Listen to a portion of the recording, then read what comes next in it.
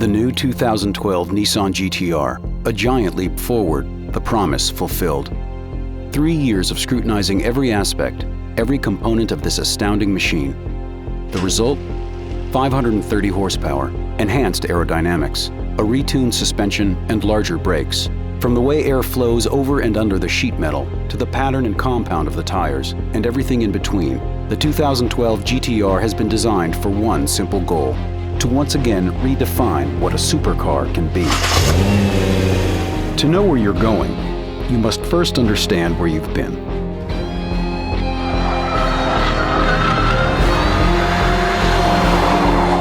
Seven minutes, 38.54 seconds. The news sent shockwaves around the world.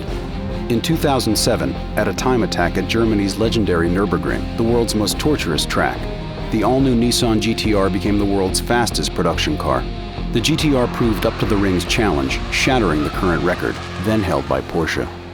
But for Chief Engineer Kazutoshi Mizuno, the man who brought Nissan to Le Mans, this remarkable feat was merely a glimpse of what the GT-R could be.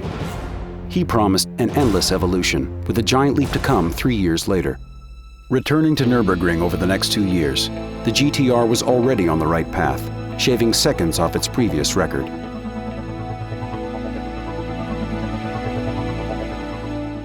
And now, the story continues. A return to the ring for the development and testing of the 2012 Nissan GT-R. GT-R customers have very high expectations. The team has devoted the past 3 years to ensure the GT-R achieves not just the fastest times, but the world's highest performance in all areas. The GT-R that arrives in Germany shows extensive changes. Enhanced aerodynamics give the 2012 GT-R a fresh look. Coefficient of drag is reduced from 0.27 to 0.26, thanks in part to the revised front and rear fascia. Equally impressive is a 10% increase in downforce. Horsepower climbs to 530, 45 more than last year's model. Still, fuel efficiency is improved, and CO2 emissions are reduced. Mizuno knows this car is better. The question is, how much?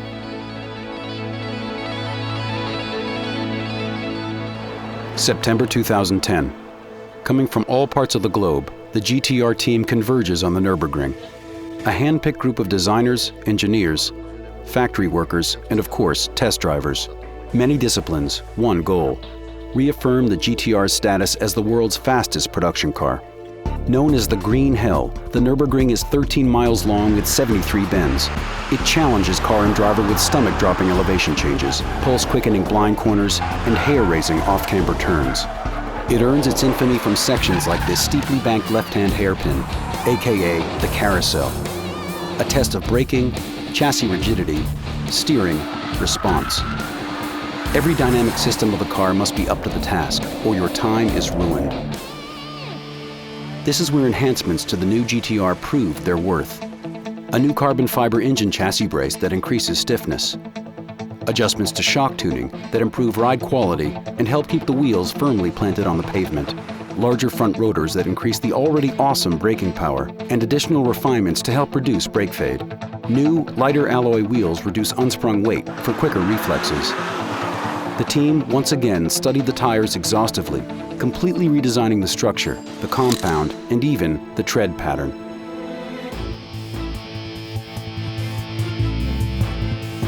As the driver pulls in from one of the initial time attacks, Mizuno checks the lap time.